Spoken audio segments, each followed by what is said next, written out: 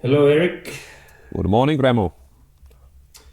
Yeah, it's Eric and me talking about stuff again. So today I wanted to learn about Estonian geopolitics and what would be the better way to talk with than to talk with Eric about it. So because he has been around, he's seen things, he has interesting perspectives, and then I would ask some stupid questions along the way because I do not.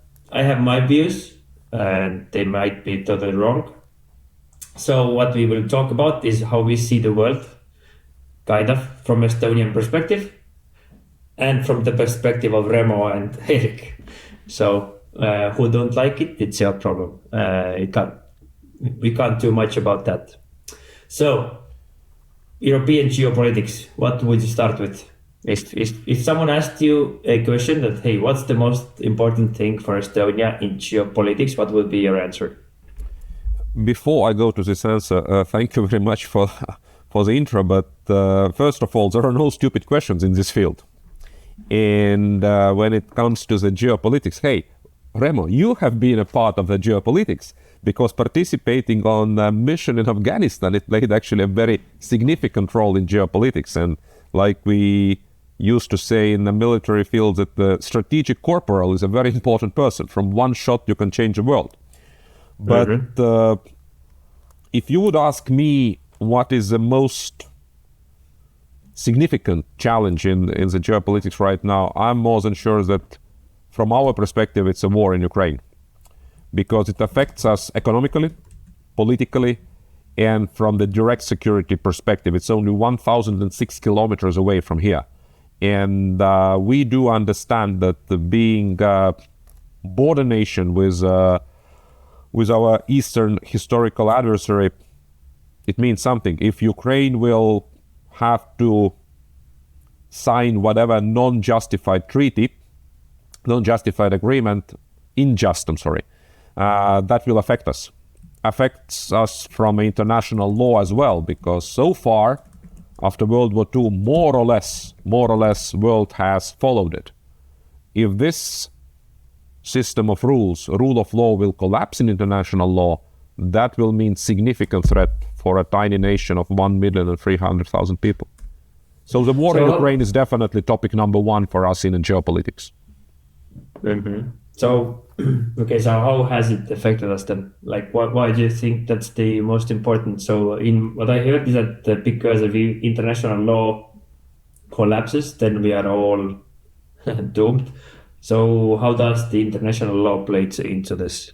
Like, after the World War One, world actually tried by the League of Nations, a form of international community, to solve the problems without a military conflicts in the future. Like we know, in late 30s, 1930s, it didn't work, and actually led us into the even more devastating war, the World War II. And after the World War II, the United Nations, created in 1945, was a next step or attempt to say, hey, if we have a disputes, let's discuss them in a civilized way. And we managed to regain our independence in 91. We really hoped, and still hope, and have participated, that this rule of law, this system will work. And so far, when it comes to us, it has worked in general. Now, if the world will go back to the very old days and say, hey, who is the most powerful, who is the strongest, this rule prevails, how much chance do we have? So for us, international law, it's also the innovate and adapt rule. It's definitely innovate and adapt. Plus, international law is actually not a classical law like we know, that, hey, if you commit a crime, then it will be imprisonment. It's actually a system of contracts, system of treaties. You do that, I do that. There is no classical sanctioning regime. Of course, you can finish diplomatic relations, you can punish someone with embargoes, or you can punish someone with sanctions, like against North Korea or Iran, whatever, or Russia right now. but it's not a classical law system. It's a system of agreements. So if those agreements will not work, I would say for a not so powerful party in this agreement, that will always be more severe outcome, more unpleasant result. So what makes sure that the agreement works? What would one agreement look like? I guess like if the agreement like should kind of work, then what are some of the examples where it has worked, even though there is no, like, what's the incentive for a strong nation to come up with a agreement where he can't be, I don't know, Mongol anymore? From my limited understanding, even the most powerful nations are actually benefiting from civilized, let's put it this way, civilized order, civilized possibility to settle the disputes, and world based on the rules. And why? Because no matter how strong you are, and we have seen examples from Afghanistan, for example, no matter how strong you are, even not so advanced adversary or part of the conflict can cause you enormous problems. So if the whole world will be struggling all the time in a different high intensity and low intensity conflicts, no one will benefit out of that. So one of the reasons why the international law should work even for the strongest players, it's actually self-preservation. It's a self-interest, to be honest. The other thing that since some centuries, at least from the 18th century right now, we want to be following certain ethical examples. So being polite, being helpful, being not so egoistic, it's actually been the part of all major religions. So this part is also very significant because it's culturally within us. But now the animal, this classical beast, the classical animal, is also trying to come out. And now it's a question where if you are more powerful, if you are stronger, you start to calculate, okay, which way is more beneficial for me? To follow the rule or to say, no, I take it all. So it's a part of a human nature, unfortunately. So to conclude this answer, I think self-preservation and self-interest are actually one of the most important reasons why small and big nations should follow the international law. And we have to admit, the smaller nation has stronger intent, stronger reason, to put it this way, to advocate for the international law than the big player, who, as we know, 5 strongest players are in the Permanent Security Council members of United Nations. So that's why I think, from Estonia's perspective, when we have 1.3 million people, like, there is no other way. Otherwise, we would be crushed all the time by next bigger country. Like, there is not so many small countries like us here in general. So, yeah, and I mean, from a small area can come a lot of innovation, can come a lot of good stuff. But if it's a war zone, nothing good comes out from this. Yes, and if it's a war zone, and unfortunately, like we have actually spoken in our previous podcast about our history since Ice Age and especially the Middle Ages, where different kingdoms and empires have struggled for this tiny piece of land. Again, tiny piece of land, but very strategic meaning this tiny piece of land always have had. Doesn't matter in a business or just to control this region. I do agree that we need carefully think about our interest, about the ideals and principles, because if you don't have any bigger idea, bigger principle, I don't think that you can actually be successful. You have to have some kind of a goal. and the first rule of combat, the first law of combat, cover and move. Because what the strategic alliance or alliances between like-minded nations means, it actually cover and move.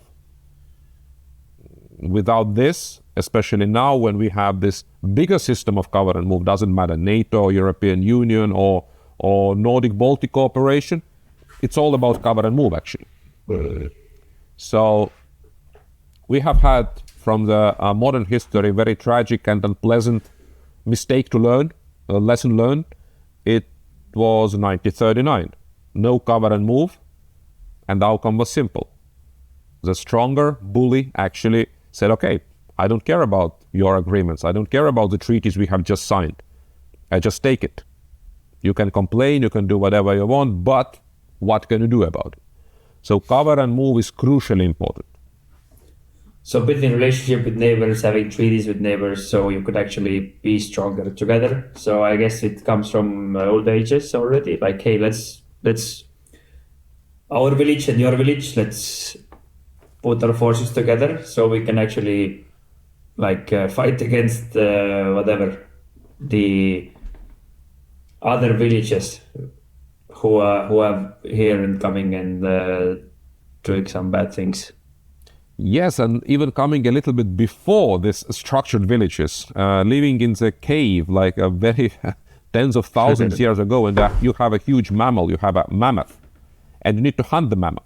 So one-to-one, a hunter with a, I don't know, stone or javelin or whatever primitive knife, how likely you will succeed?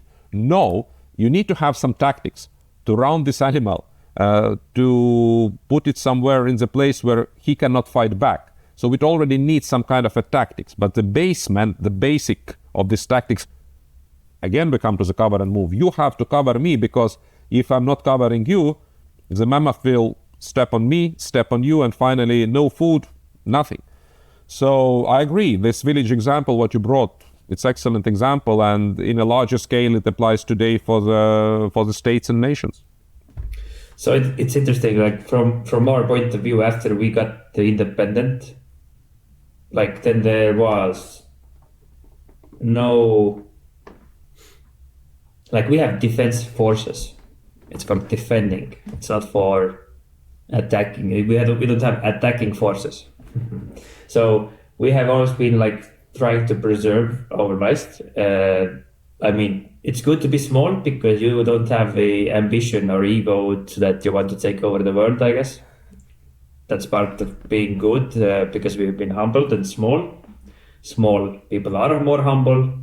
Bigger people are not so humble because they have already the power, right? So human nature is already there in that. So we had options to be part of a team, because alone we can't actually do much. So we were part of Soviet Union team for 51 years. And clearly that wasn't the team we wanted to be part of.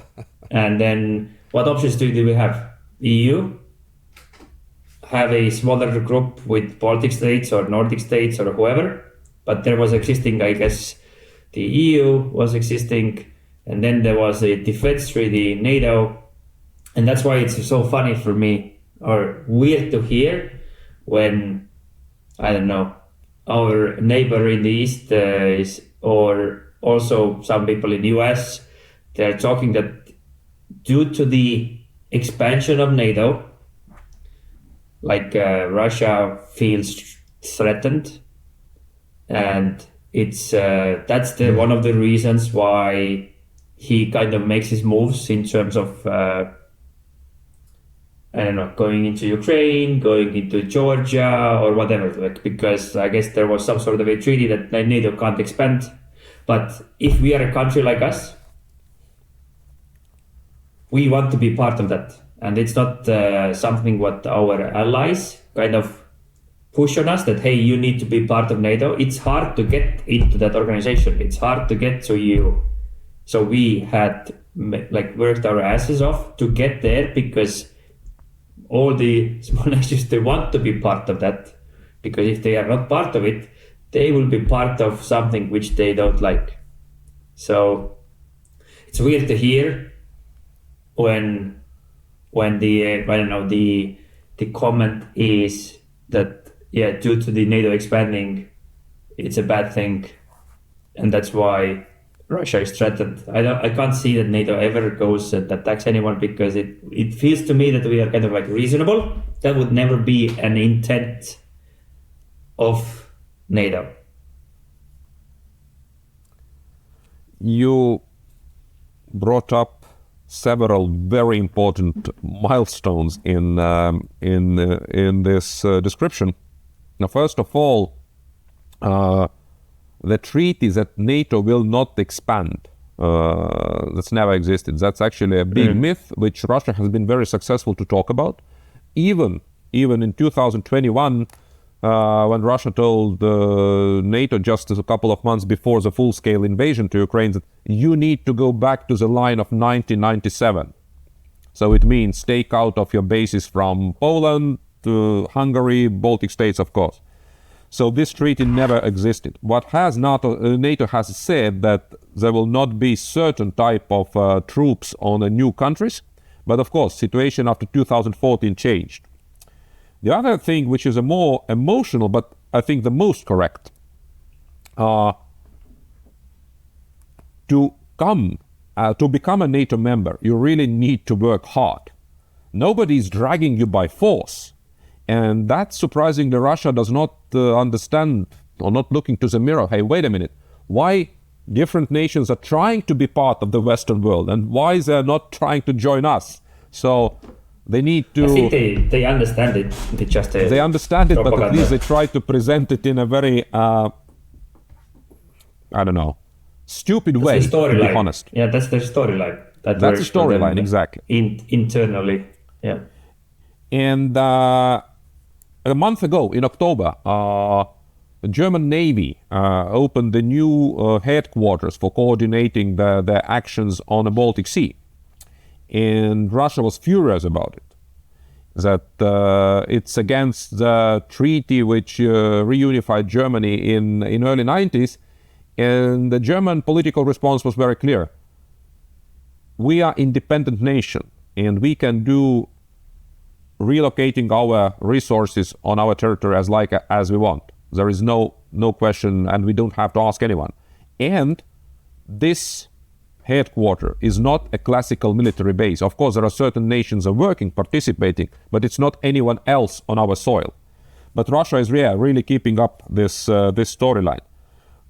But even more general, so if someone tries to say, hey, NATO expanded and Russia had to react. From my point of view, as a former criminal police officer, it's like blaming a victim. So you were drunk, you were walking through this bad district, that's why you are being robbed. That's why a young woman was raped, because she was dressed like this. So if a nation wanted to become a part of NATO, worked hard, fulfilled all the requirements, if we remember, it took us more than 10 years to become a part of NATO. Now someone is blaming us, hey, because you wanted to do it, that's why we need to destroy you or occupy you. It's like not making a sense blaming a victim. But exactly, yes, we have all heard several politicians talking that Russia was like pushed in the corner and had to attack. NATO never, even after 2014, NATO never declared Russia as an enemy. It came on the table only in 2022, because all the Russian rhetorics and actions really threatening us now. And again, it's the same way like we had always a defense army, kaitsevägi, kaitsejõud. We never had a sõjavägi, or actually, okay, we had a sõjaministeerium in 30s. That's true. But we always have had, yes, defense forces, not the attacking forces. Not what? Not war. Not attacking forces. Attacking. Yeah, exactly. Yeah. So, yeah, it's just a narrative. It's the storyline, which is convenient for them to say. And it's also easy to believe it, maybe, if you look it from the outside perspective. If you just look it from the terrain, and if you propose a story that, hey, now, it was like this. That was kind of like the agreement. We make a YouTube video. This was the agreement.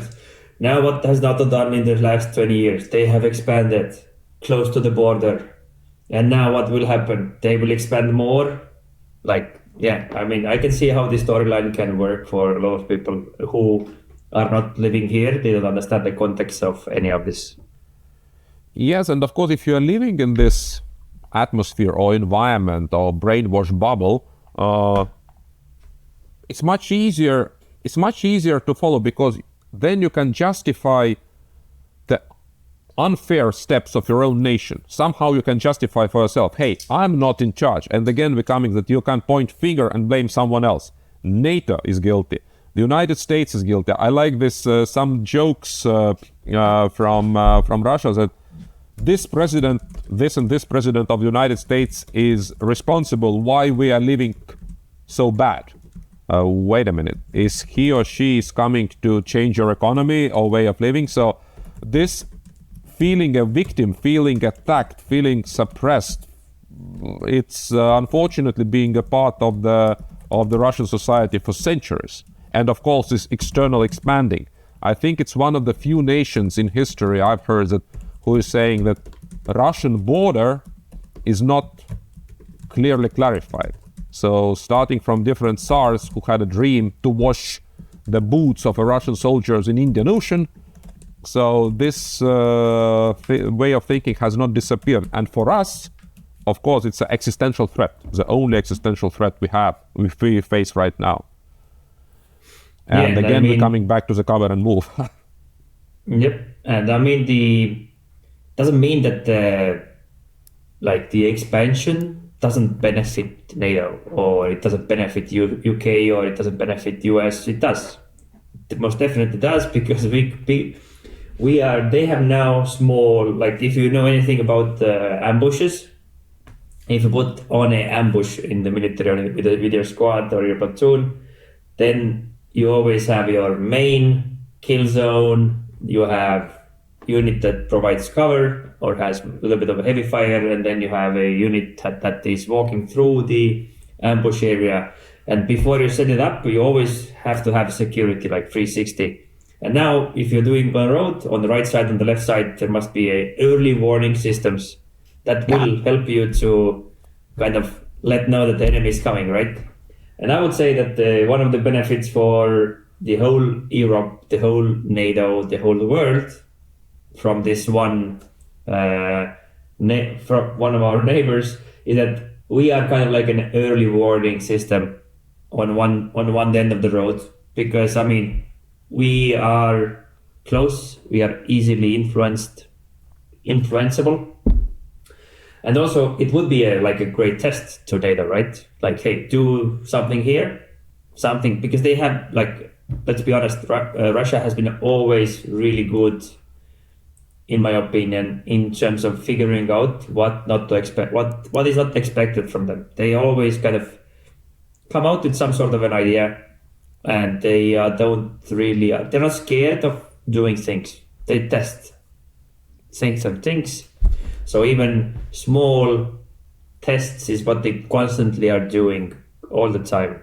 So they're not scared of trying or willingness. They don't have problem of executing a covert operation.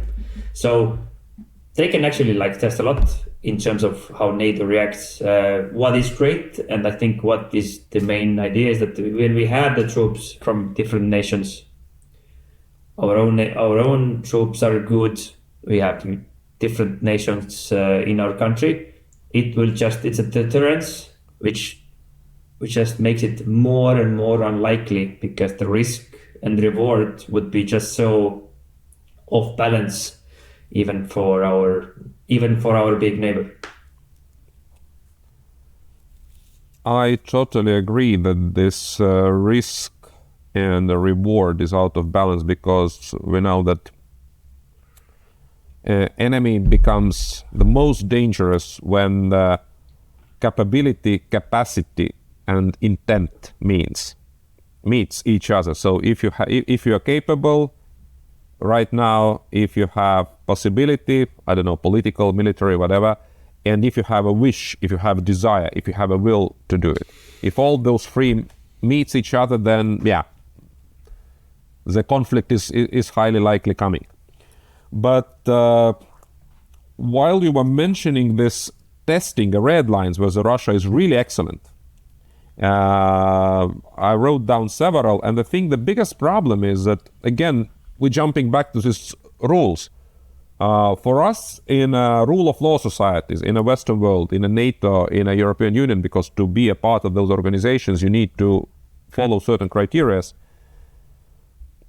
We cannot do it. Certain steps would be even not possible to discuss because it's against all the rules. But for them, not. If we think about more than 15 years ago, when Russian emigrant, former FSB officer Litvinenko was poisoned with plutonium in the middle of London. Now, from the legal point of view, it's actually using a nuclear substance on the NATO territory to kill someone. Skripal with a Novichok, the same thing. We cannot even imagine that, German Foreign Intelligence Service would do something like this in Moscow because it's not even discussable. But Russia has tested and said, okay, what will happen? What will follow? Nothing followed. 2011, the same things, already before the full-scale invasion. Cyber attacks 2007 against Estonia. And using immigrants, I think the best hybrid warfare, you're just pushing immigrants over the Belarusian border, who is your main ally, to Poland and Lithuania and Latvia. Border incidents with Finland and Norway. You're just testing. And, hey, this summer, taking away the border signs on the Narva River. Very, I should say, elegant, very risky, but very elegant move. Because from the legal point of view, we have not signed border agreement. And they just say, we disagree. So they just test how far can I go. Okay, if that works, maybe I can step a couple of meters on your soil because you have not signed border agreement. And testing a red line, it's very important from the point of view of deterrence, because if we say, okay, that is not a red line, what would be then? And that is, again, part of what we teach in our extreme ownership things. You have to be default aggressive. It doesn't mean that you have to be aggressive, but default aggressive, you have to be proactive. And I have to say that, unfortunately, our adversary right now is more proactive than we are. I don't know, what's your opinion? My opinion is that I don't think that they are more active. They are just more out in open. I think, I hope that we have just smart people who are not giving out their cards in NATO, in US, in all of them, and they are doing all the strategy and all the decisions in the back doors and the back rooms, because there is no need to give away what you are doing in front of everyone. So it feels like they're doing it suddenly, like, I don't know, cutting from here, cutting from there, and that's in the back room. They will give this information like discreetly, and from the outsider's perspective, it seems like, we are not doing anything. I would think that that's what's happening. I hope, hopefully, I don't know. Now, obviously, there is some public, information operation going on, and it's, I don't know what is part of it, what is not part of it. It's really difficult to understand even what is true, what is not true, and it's really hard to form an opinion that is more than just an opinion, because everything is just opinion. There is no facts or nothing. But as I understand, or as I've been part of the system, so to say, here in Estonia, I would say that we have a super professional people who are thinkers. They actually want to live here. They are smart. They're pushing the right agendas, which means that there are things done, but we are just not doing it the same way in terms of showcasing it. Hey, look how we are doing it. And it maybe is a perception that they are doing so smart things. That's also a very good way how I would like my enemy to be thinking that I'm so smart. Like if I had an enemy, what I would like them to be thinking that, hey, I'm so smart and I will outmaneuver them. That would be a great thing what my enemy would think about me. So they are successful in that because they most definitely they don't have same rules, and those are the facts. That's what we know, that they don't obey the rules. That's something what we can agree upon. So what I was interested about is that what's the proportionate response that someone could do? Let's say there is a murder in your country and you understand that that's the case, and they brought the nuclear weapon, so to say, on your soil. So what's the proportionate response? One is that what we do like publicly. Hey, yeah, this is how we responded. We want to make sure that everyone. It's like when you are following a criminal or a mobster. And there is two ways. Like one is that you're doing it covertly, that they don't know. But the second way is that we want you to know that we are following you everywhere. So you are actually showing you that I'm following you, and the criminal will now know that, hey, I know that I'm being followed all the time. It creates paranoia. So there are two tools. One is that we don't want you to know. One is that we actually want you to know that we are following you.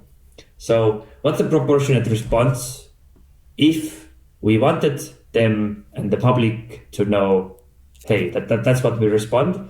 And what would be some of the things that wouldn't be seen but could be considered as a response? Oh, that's $1 million or even $1 billion question, sir, because where is show of force and hiding your knowledge, where it's, again, everything is in balance. Everything has to be in balance. It's this old school of dichotomy. Even Sun Tzu, 2,500 years ago, already wrote that you have to hide your real intention from your enemy. That's the only way how you can be successful on the battlefield. And okay, starting about the rules. Seems to me that we are with our Russian adversary, we are both on the ice. So it's like a sports. But we are ice skating and they are playing ice hockey. So we are trying to say, hey, it's both a sport on the ice, but at the same time, completely different rules. And we are saying, hey, why you are not following these nice rules? They say, we don't care because we are playing ice hockey. Yes, but we have also skates, we're also on the ice. So it's a kind of this. The other thing is very important what you mentioned, it's a perception. I think the biggest risk where very powerful enemies are close to clash, it's when you're reading signs wrong. When you can't understand how far the other party can go, or other party can misinterpret your response and answers. And if you would have an answer, concrete, good, the best answer, how to respond in the case when adversaries, intel services is murdering people with weapons of mass destruction actually on your soil, what would be the proportional, adequate response? I think it should be the next Secretary General of NATO, because I definitely do not know where the line is, and my emotions tell me, hey, show the force, go and repeat, go and do the same. Detach a little bit, thinking for a while, second, okay, am I ready for this and this and this? It little bit changed my perspective, and I really admire people who has possibility, or not even possibility, who has this ability to work 24/7 in this constant stress, because it's actually constant stress. Every word which coming out of my mouth, every decision, even every hint might lead to the consequences where I have to put all the time most likely, most dangerous course of action and balance between them. So that's probably one good thing we learned from the military, because you always have to find this most likely, most dangerous course of action and plus do the war game in a short term and long term. And yeah, perception, and the balance, dichotomy. That's two words which, out of this discussion, from my point of view, those two words are most important. I guess it comes down to a similar thing. Like if you think about the business world, right? Like how can you respond when your competitors or your environment are doing something which, I don't know, government, like there is a other company who is competing with you, but they don't follow the safety rules and they can get by. And like, for example, you're creating a robot. There's a competitor company creating another robot here in Europe. Like from you, you want the really good technology. You want it to be safe. You want it to follow all the orders. But then there is a other company who doesn't do that. They don't care about the safety at all. But the government doesn't also, which gives them a lot of much more room not to develop things, because who cares? Like safety is one of the most critical things in developing those robots. They don't care about it, and now like you are in a situation where that is not ruled out by anyone as well. So you have to fight. Like, do you have the situation? So what can you do? What could be your response? Or someone comes and sabotages you, or steals something from you. Like there's not much you can do about it other than go to the police or whatever, but then nothing happens. Like what do you gain from that? So what could I do? It depends on what are your resources and how open-minded you are yourself and how willing you are to make steps based on your resources, your influence, your capabilities. And it's all part of your risk assessment based on where you want to go. What is your long-term goal? What do you want to achieve? Like if you have a vision of getting to, I don't know, you want to remain free. Now you understand that this move, like you have to figure out your decision-making thresholds.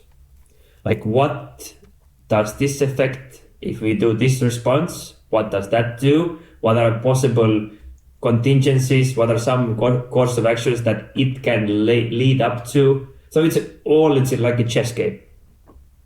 What you have, what kind of chess pieces you have, because if you compare with Estonia, we only have those weak ones, the small ones in the first row. I don't know how do you say them in English. Now, if you take a whole nation, NATO together, it's a full board. But we are just the first etturit, right? First two rows maybe, and that's what we can do. But even that thing, it has power to change the course of everything. So you're a critical part. But here, if you play the game of NATO, or Europe, like there is infinite amount of unpredictability in it. Like otherwise, if it was all predictable, like Second World War wouldn't have started, First World War wouldn't have happened. So everything it's such an unpredictable thing, and you can't change or you can't influence all the things that are unpredictable. You can't influence everything in your world. So I think in terms of insanity, like only thing what you should be focused on is what you can influence. And that is so different from each company's perspective, from each nation's perspective. And the other thing is now the time span. Like, do you think in 1 week? Do you think in 10 years? Do you think in 50 years? What is the actual result of the influence? Are you playing strategic games, tactical games? Because tactically you can do stupid things, which can be strategically totally wrong. You can win all day tactically, lose strategically. So it's such a crazy game, what is played. And yeah, I totally have respect for those people who are in those situations, because nobody knows. Even the biggest experts in the world, they don't know. They are also guessing. Every decision is their best guess. I agree. It's this old saying that God give me the strength to change the things I can. give me the strength to accept the things I cannot change, and please give me the wisdom that I can distinct between them, that I can understand what I can influence and what I cannot. I very much like your description about the chess and the different players on the board. Our very good colleague Priit just mentioned 2 days ago that he was at the theater watching the play 212 Angry Men, this very classical movie also from 1957, black and white, reminds the same, where the jury has to come to the one conclusion. And when one person disagrees, it actually changes the picture. And finally, this one person can affect the whole decision to overrule all, because it brings different perspective. It needs strength, it needs courage, it needs wisdom. So the same with business. And I really love the way you explain that if someone is playing against the rule, because the only thing we actually want from a power, from a state, that the state creates the box of rules that we can all know, okay, if we are playing according to this, within it, we are free to maneuver. But that's area of operation. And if someone is doing something else, then we are not in an equal position.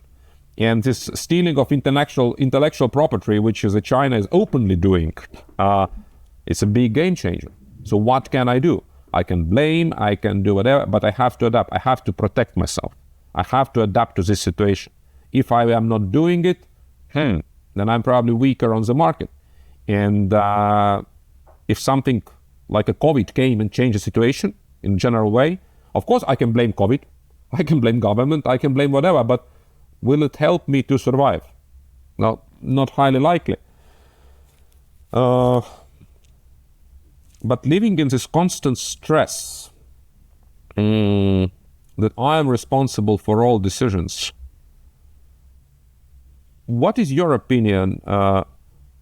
Even if you are smart, even if you have like a lot of knowledge, you have a lot of theoretical knowledge, practical knowledge, experience, everything, but we're all still human beings. We all do make mistakes. And I really love that you said that we can make decisions only based on the information available right now. We cannot foresee the future. It's our wild guess. And how often we have heard that, our government in 1939 made a wrong decision of signing a treaty with the Soviets. Yes, I agree. Definitely when we now, after 85 years, look on the perspective, it was a wrong decision. But if you have 8 hours to decide, and you are the president of Estonia, Konstantin Päts, and you have triple size of well-equipped troops behind your border, and you have to decide now in 8 hours, and you have failed in cover and move, you don't have allies around. The Europe is already in flames. The world is watching Poland fighting with Nazis. And now you have 8 hours to decide, am I going to fight in this situation, or I try to postpone and maybe I will have a better chance in the future. How easy it's now sitting here in the warm room, drinking coffee, having a nice conversation with you to say, hey, he was stupid. He made a bad decision. He was covered. He was, I don't know, whatever, a traitor to, by some opinion. Or he just took the best out of his knowledge, what he had at this particular moment. That's what he did, for sure. He couldn't do, like, it's like, I think the only thing what a leader can do wrong is they intentionally, like, sabotage, like, knowingly. I know that this is stupid, and I will do that. Like, but if you are genuinely like, hey, this is what I think is the best thing, and I have a council, I speak through things, blah, blah, blah, blah, blah. What's the best thing what you could do? You have to have a decision making room. First, is this helping you or the team? If it's only helping you, it's a wrong decision. It has to be helping your team. Do I understand what's up? Do I understand what's the problem? Is it a simple problem? Is it too complicated? Can I simplify it? Do I understand it? How is that in relation with the priorities? Is it a priority? Like where this decision lands in terms of priorities? Because priorities change. Because previously we had a priority. Sometimes priorities information changes from the front line. Sometimes it changes from the HQ's perspective because the environment changes. We have to make a decision. Like if I'm now moving in wrong direction and it's not seems to go like priorities, then why? Maybe it's time to change priorities. Then decentralized command, right? Like, is this something which will be like delegatable? Is this something what I am the best person to decide? Or maybe I have some other people in my team who should be deciding this, because maybe I'm not an expert on this topic. Then I think now comes the most important part of the decision-making process, which is emotions. Like, hey, is this an emotional decision now? What if, like, I would like to do it like this? Is this thing coming from my emotion? Next one, ego. Does this decision come from my ego, or I'm actually thinking about the team. I'm actually not letting my inner thought. It is irrational because I have this information over here on my table. These are the calculations. These are the experts on here. Like, where it comes from. How is my ego affecting this decision? Then what's our mission? Like, is this decision what we're going to be making, is it in line with our vision and our mission? On strategical level, also on tactical level. If not, then maybe it's a wrong decision. And then lastly, like leadership capital, right? Or building relationships. Does this thing help us to build better relationships? Now, this is a checklist. What one could ask before making the decision. And now, if you have a checklist and you are in a situation like that, like you ask, hey, like, okay, how is this going to affect Estonia? Or I will survive because if I say yes, maybe they will not shoot me, right? I don't know. I have an agreement, they promised me a promised land, I get the new cool apartment, I can be in power, but I know that a lot of other people will die. So clearly, if you say yes, you win. Everyone else will lose. So that's a wrong decision. Now that comes down to your ethics and like and I would like to have leaders who would sacrifice themselves of a greater good. That's number one, right? Then, all right, what do we want to achieve? What's our plan? Like, do we understand it? What's the other enemy's plan? That's why we want to ask, like, hey, so what is our plan? What we want to achieve? And does this action help us? What's the fucking priority here?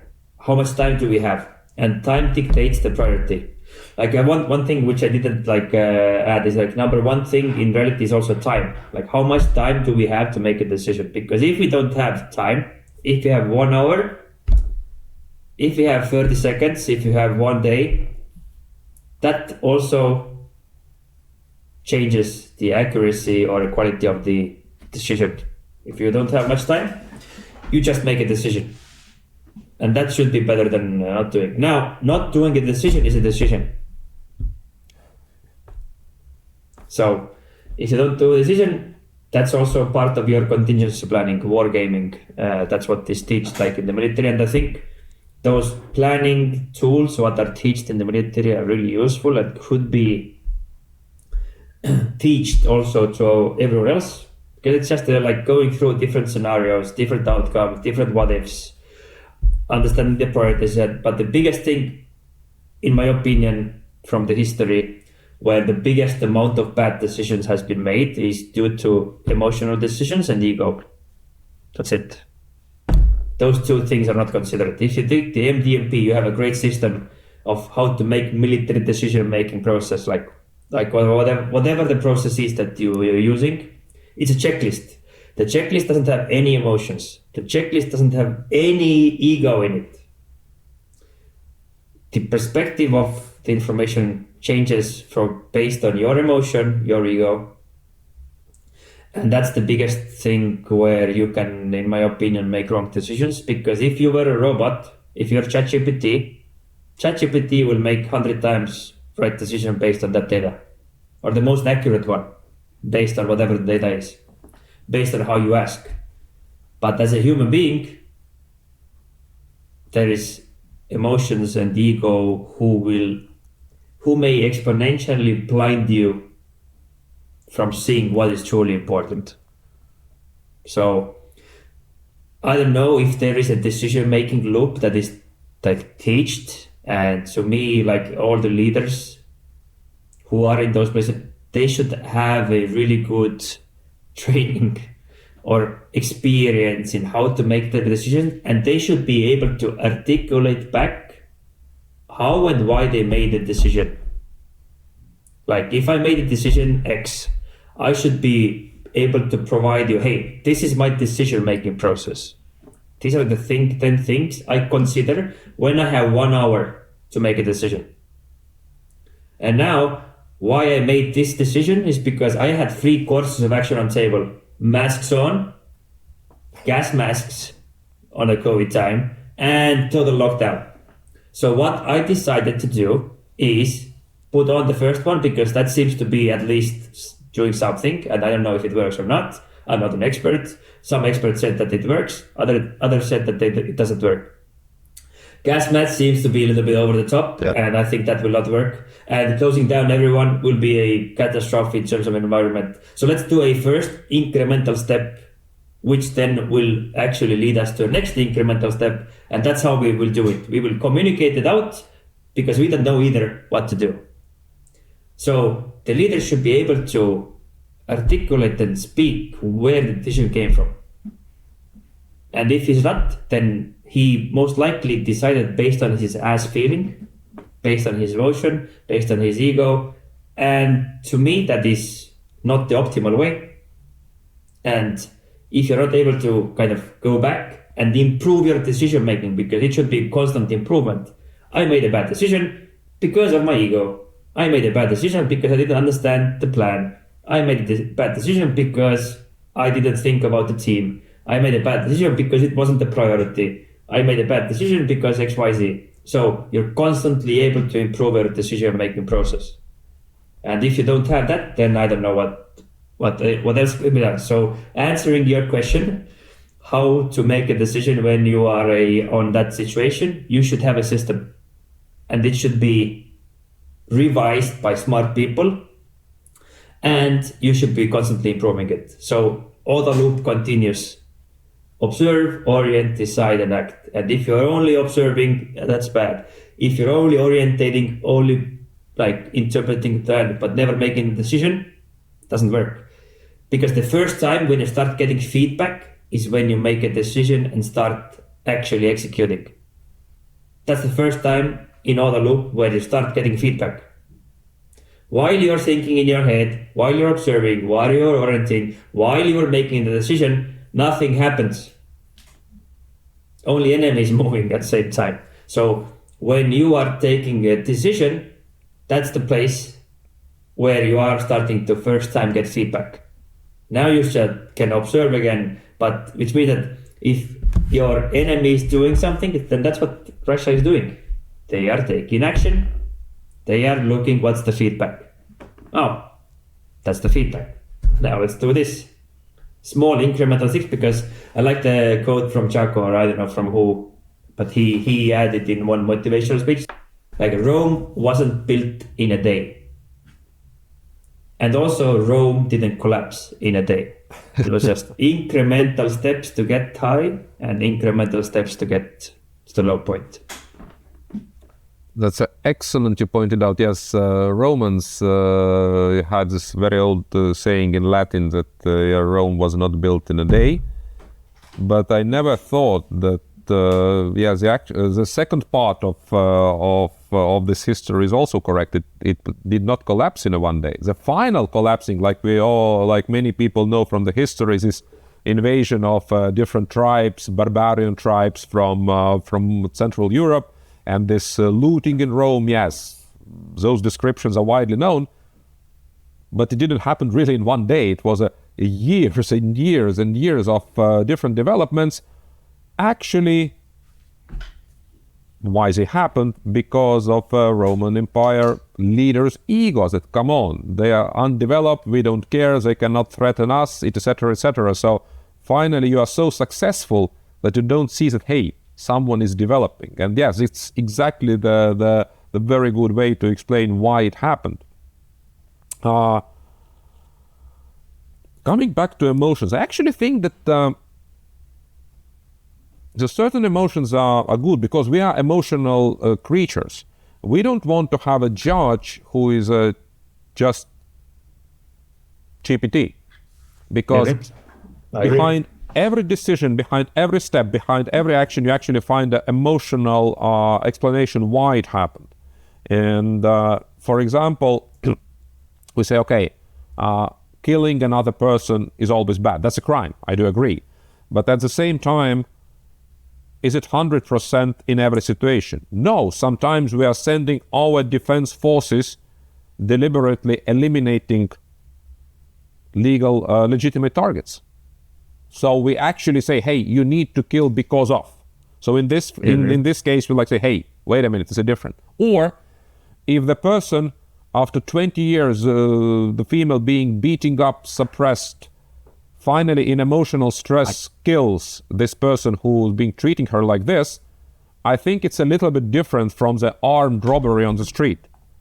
Even the outcome is the same, the person is dead. So emotional background behind the decision we cannot exclude. But I was thinking about this example, about this military decision-making process and putting it to the historical and geopolitical perspective of Estonia in 1939, and President Päts and the commander of defense forces, General Laidoner, definitely the intent was to save the nation. I agree. The plan was actually quite simple, to postpone the open conflict until it would be possible that Soviet Union maybe would have a fight with some bigger enemy and we can use the momentum. Pretty simple plan. Priority was also obvious. We are a nation of roughly 1.1 million at this time. Our priority is to avoid that we all will be murdered. The time frame, it was only several hours to see yes or no. So again, how wide discussion, how wide argumental discussion you can actually start within those limited hours? Not much. So you will discuss it in a very close circle. And the most important, which you actually pointed out, I don't know, I'm not so familiar with this part of history, but the relationship. How much we were ready to sacrifice the relationships. And I would say that unfortunately we did. We did sacrifice one of the relationships because Estonia tried to stay neutral. In 1939, officially, we were neutral. And our friends, our sisters and brothers in arms and in destiny, Finland, they went to fight. So Estonia was already having a Soviet military basis on our soil. And the planes, the military jets, started from Estonia to bomb Helsinki. And we were neutral. So we definitely sacrificed our relationship. And that's probably one of the most emotional parts where I think, and I might be wrong, and again, sitting in the warm room and having a much more time and the time perspective to think about the process, I think that was emotionally bad. That was legally bad. That was a bad decision in general, because we actually provided our soil, our territory to attack our friends who helped us in 1918. And our priority was to save our nation, but at the same time, we definitely sacrificed our relationships. I'm not so brave to say what I would do in this situation. But relationship was definitely damaged. Yeah, and I would say dichotomy again. Everything is a dichotomy, right? And I think that it's not about it's never about that the expectation is that there will be no mistakes made. And I mean, we can be frustrated that someone made a mistake, but if you think about if their intent was to save Estonia, they succeeded. We are free now. I mean, it's just a matter of how long they thought that Soviet Union will, when it will end. They have succeeded in 100 years 50 something years. 50 years, right? Now they have succeeded in it. They have the belief. They if that was part of their plan, their intent is true. They saved a lot of people that most likely otherwise maybe would have been dead. If those people would have been dead, maybe the chain reaction wouldn't have happened, that we would have, I don't know, you, some other people alive who would be able to now build up Estonia when there was a chance. You would never know it. Because it's only I never possible thought if it from this I have to interfere. I never thought it from this perspective that maybe they really had a plan for 50 years. Not highly likely, but wow, I like this approach. Well, yeah, I mean, that's like how you say, you learn from history and you will say, yes, they did a great job. Usually it's other way, they did a shitty job, now you say that they did good. So it's just a lens. So I think that it's just a matter of how long perspective you think. And mistakes happen anyways. There is nothing you can do about it. It's just a matter of do you understand that you made a mistake and are you able to learn from it? Because most of the time, the huge mistakes that you will make, it means that there had been 150 small mistakes before. And because the war doesn't happen in one day. Most of the time, at least.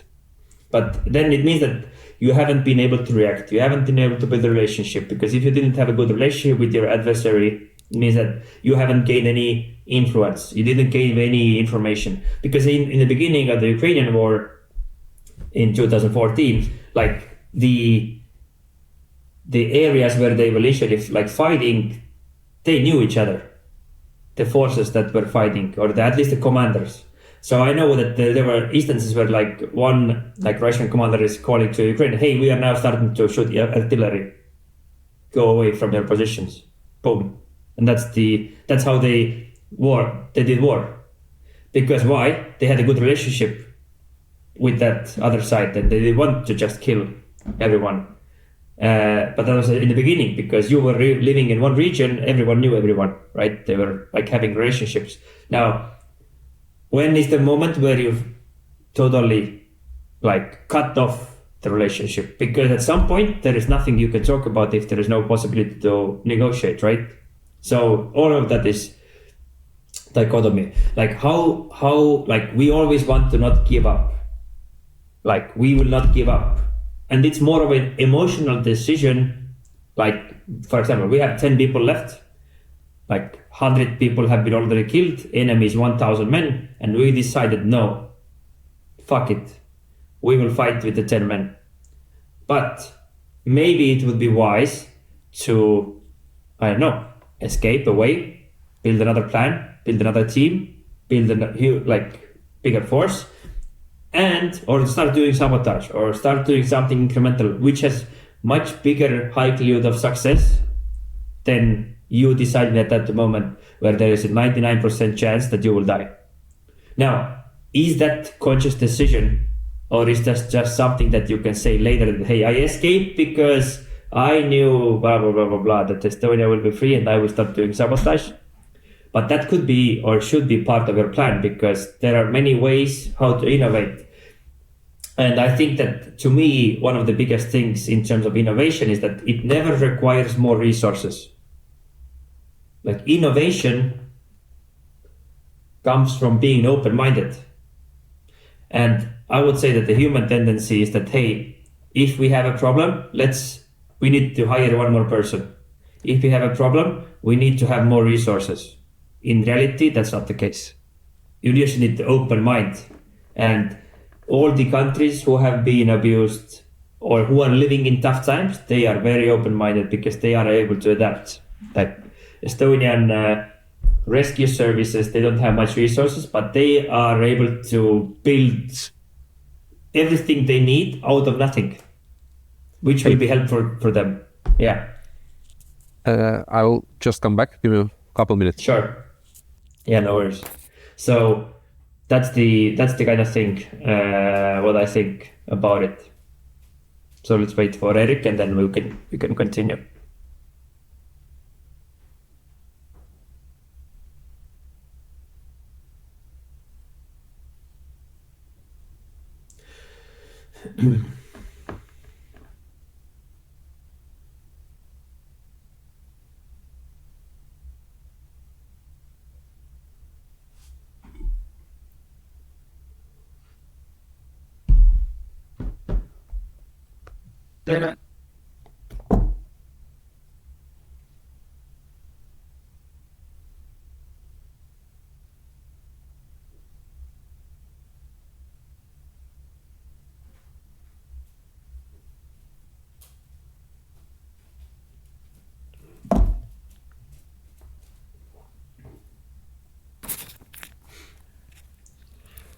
So, yeah, I mean, it's never about making the right decision. It's about learning from your mistakes and understanding where you made a mistake. And for that, you have to have some sort of a system. At least that's how I'm thinking. Like, how else would you be able to improve something if you don't have a checklist or SOP or a procedure?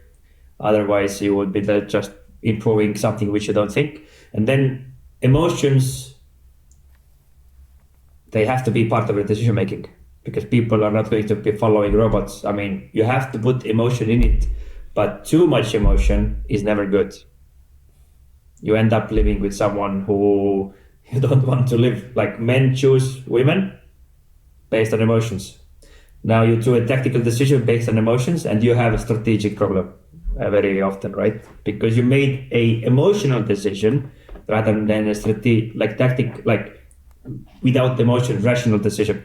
To me, the best example is that when you're choosing a business partner, you have a checklist of things that you want to make sure that are in line with that company. Do they have the right revenue? Do they have the track record? Do they have whatever? Are they have been in blacklist? Do they have the right values? Do they have all of those kind of things? That's the information that you do. Now, choosing a life partner,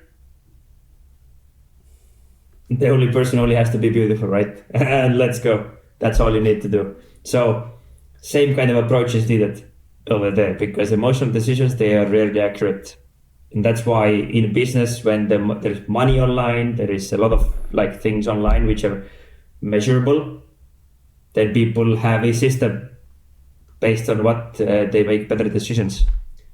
And I think as it is something that is measurable, that's why everything which is measurable can be made more efficient. That's why there is efficient money-making machines, which do not particularly have to be good for people that are working in that company. But it's an efficient money-making system. Can't argue with that.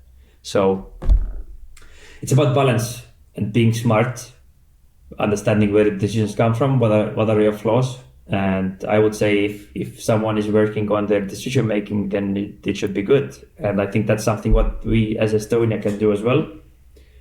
We are innovative. We have to build relationships. We have to build our own team, because the worst what can happen is that if we get into silos, if we are in isolation and fighting each other, that's the worst. That's what the enemy wants. So, and it is a struggle all over Europe to build a relationship with everyone. But now, when we now jump to the more modern history, which we probably know with you a little bit better than this 1930s and 40s. From this perspective, what you just described, that learning from the mistakes, I think Estonia has been very successful since 91. Even in January 91, the Russian leader Yeltsin at this time was, if not friend of Estonia, but definitely felt some sympathy because he didn't like the Soviet system on his reasons. And the Estonian new government actually built relation with him, a strong relation. And we avoided some severe casualties because the majority of Russian people who supported Yeltsin said, okay, Estonia is quite okay, let's not damage them. So it was definitely thinking out of box. But Lennart Meri, our first president of Minister of Foreign Affairs, this time managed to build certain relations. Miracle. And the other mistake we made in 30s and 40s, that we didn't use cover and move, we didn't find right alliances, that was actually major goal for Estonia in early 90s. There are two major alliances we need to join. One is the economical alliance, this European free market or European Union today, and the other one is a most powerful defense alliance, NATO. So we had a very simple plan, or at least simple goal. We need to join. The plan probably was not very simple, but at least it was simply understood by the decision makers. It was definitely prioritized. Priority was set in place, prioritize and execute was definitely working. Two major goals. Decentralized command. Estonia was so innovative at this time, so the Ministry of Foreign Affairs had to do their job, Ministry of Defense their job, but they knew that why we are doing. Again, definitely very, very good approach. And I think the biggest and the most important thing what Estonia achieved in early 90s was not pointing a finger and looking for excuses, especially. Blaming others, yes, it definitely happened. Silos happened, but it was pointless to look for the excuses. Hey, we are in such a bad situation because of what happened. Nobody did care in France or Spain or UK after 50 years. Okay, it happened, so now it's 2 generations past. Okay, you can blame the history, you can blame, I don't know, whatever, but will it help you now? So in a critical situation, innovation and adaptation was in place, cover and move was in place, and more or less the mindset was in place. So from this point of view, we have been actually pretty successful pupils, but as you often mention during the trainings, that there is a 1/3 rule. Maybe I'm getting old and too pessimistic, but seems to me that after 2004, when Estonia joined NATO, until maybe 2014, when the Ukrainian conflict in Donbass started, for these 10 years, Estonia started to somehow live in the illusion that, hey, now it will be constant growth, everything is going up, history has ended, like Fukuyama said in his famous book, or at least his interpreters saying that he meant that. History has not ended. The times is now very, very critical, very dangerous for us.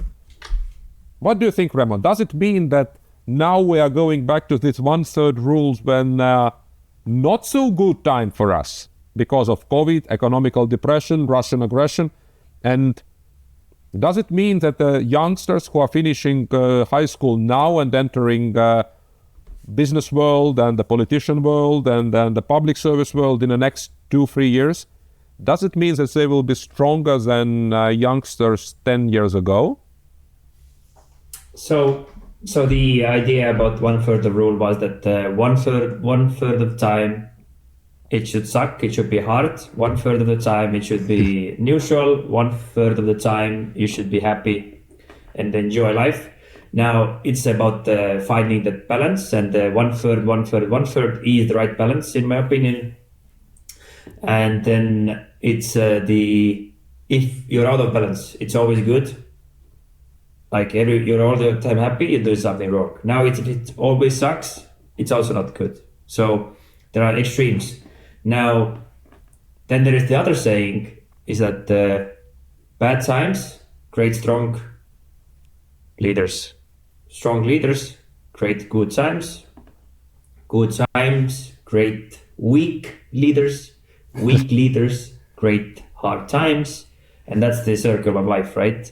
So And the question kind of is like, okay, where we are at the moment on that scale, right? And to me, I think it's really hard to say where we are, because to me it always depends on from how far you are looking at it. Like, what's your how many steps did you detach?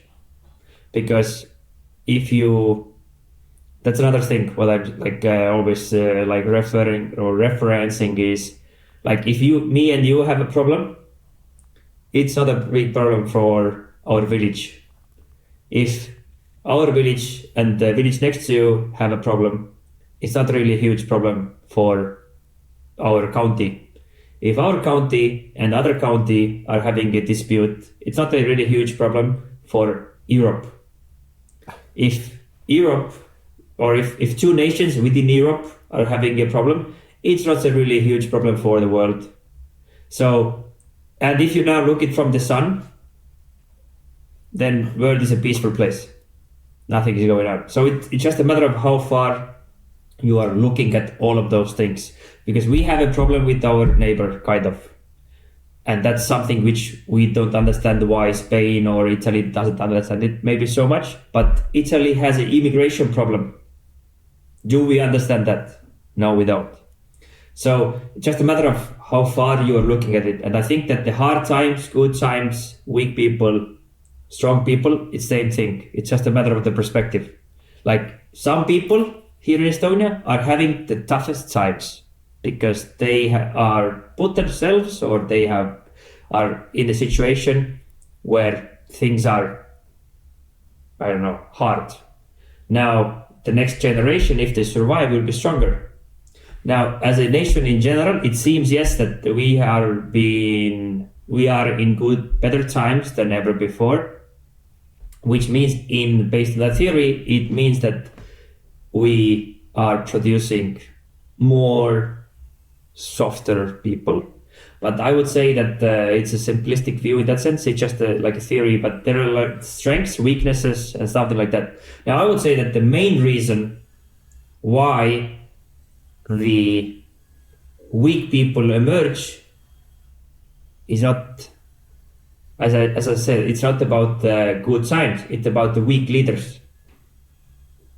So if we say that the youth that comes out from our schools and who are our children and their age comes out as weak now, it's because we are living in good times and we are not doing a great job in helping our youth to become a strong leader. So it's not their problem. They will be good because they will be in an environment which will be hard for them because of our lack of preparing them. So they will enter a hard time and they will actually become strong. Now, we has been then weak. We are the weakest link. If we think that that's the problem is the generation with the youth, they are good because if they are weak at the moment, they will face the hard times and they will be good eventually. But it means that we are the result, we are the producers of those weak people, if that would be the case. Now, what could we do? Like, there are a lot of examples where like top NBA basketball teams, top nations are being able to actually perform for decades and decades and decades and be on top of their league or whatever. It means that they have a system. And I mean, what's the main thing is that complacency wants to creep in and people don't want to take ownership, because who should take ownership of the situation here? If the case was that you are producing weak leaders, or we have weak leaders, or you recognize that it's you. And now only place where you can like look is the mirror. So that's the kind of the overall answer. And there is possibilities to maintain discipline. So I like the thing what Jaco is saying, like there is the mob, right? And there is always mob, and you as a leader, you should be separate from the mob. Like if you have people, if you win, you have success, right? Everyone is celebrating. Now you as a leader should be thinking, okay, good, I know that we are celebrating, but this is making us weaker.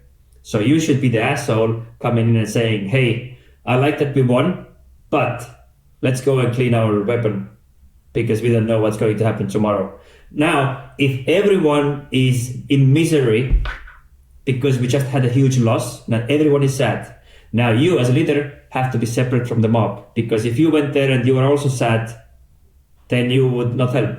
Now you should be like, hey, yes, we lost, no fucking problem. This is what we're going to do next. Next mission, what we're going to change will make things better. So you're separate from the mob. If people are too happy, you should be the one course correcting and reminding them that, hey, actually, there is something still to do, because the complacency starts to creep in. Now, if the complacency or the bad times have arrived, you should be the light in the end of the tunnel. So you should kind of be the opposite. And that's what it is, because it's so easy to become complacent, because I want to celebrate as well. But if you're celebrating together with the mob, then the enemy is flanking already and creeping in there. And if you are now also miserable together with your team, there is no light. So those are my ideas to your answer, to your question about the youth being weak or something. It's a very interesting approach, because it comes back to this 1/3 rule in certain way, because a leader also has to have this happy time, normal time, and not so good time. So, and being emotional means I can feel together with my team. So where it's also a question of balance. So I cannot distinct myself too much that they will not feel me as a part of the team. But at the same time, you are very much correct. As a leader, you have a responsibility to maintain the balance. So wow, I think it's a separate, very long and very interesting topic to discuss when I'm a part of the team, also from the emotional side, and where I have a different responsibility because I'm a part of the team. So wow, it's what I wrote down here is that happy times should be ended by a leader. Bad times has to be ended by a leader as well. So it's a constant balance. You have to, like, it's difficult, but because we know that we will get complacent if we are emotional and happy. Being happy is emotion. Sure. Now, without emotion, life is it's boring. Like, we have to enjoy life. Sure. If it's always like we are robots, we are neutral, we will make pesticides, like, what's the point of that?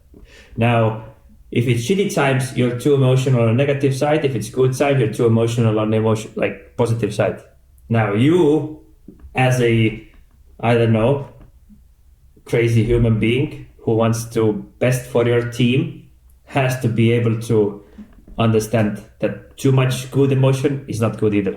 Too much bad emotion is not good either. So you have to be the balancing thing. And obviously, it's not easy and it's hard. You are right. That's definitely a discussion we need to have, because there are so many different angles, aspects, and different shades. But I was thinking about this good times, happy times, so on. I remember, that's a personal story, 1998, when I joined the criminal police, and the drug unit was just established. And I was thinking about the difference now and then. We had like free cars. One of them was not even working every day. We had one computer to this 20 people team. And but the emotion and this like a courage, hey, let's go. It was so strong. So we definitely didn't care about the tough times and bad equipment and stuff. And of course, innovation came. And step by step, criminal police developed pretty good databases, and the IT sector went up. And I remember maybe 15 years later, we came to the situation where if the database was not working properly in the morning, the younger police officer said, we can't work today because we have nothing to do, the computer is not working. Said, wait a minute, go to the street and talk to the people. What do they know?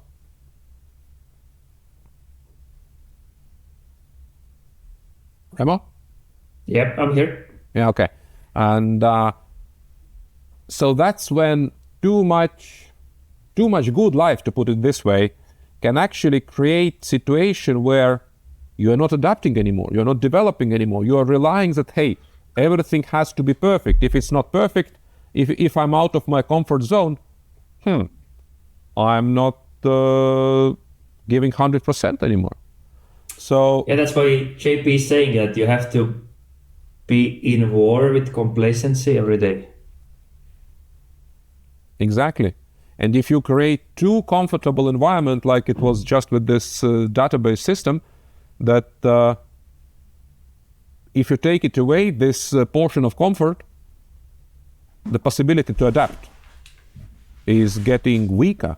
And I was actually negatively surprised. Wait a minute, because the basis of a criminal police work is just to have an ability to communicate, build relations with all different layers of society, with a no-go areas, talk to the people, with a high level, but you need to communicate, you need to build relation, because you need information about different possible crimes in the society. And now if you are so much focused only on the computers, only on pre-digest food, let's say so, you cannot be successful from my point of understanding. So you are starting to lose the basics. It's like you can have a high-tech army, but if your infantry is not physically fit even to the minimum level, and they cannot move from point A to point B, no high-tech will help you, because you will just die in the forest. Yep, and that's why we teach the mindset for victory and the 4 laws to leaders and to teams, and I think it's all applicable in everything what we just discussed here.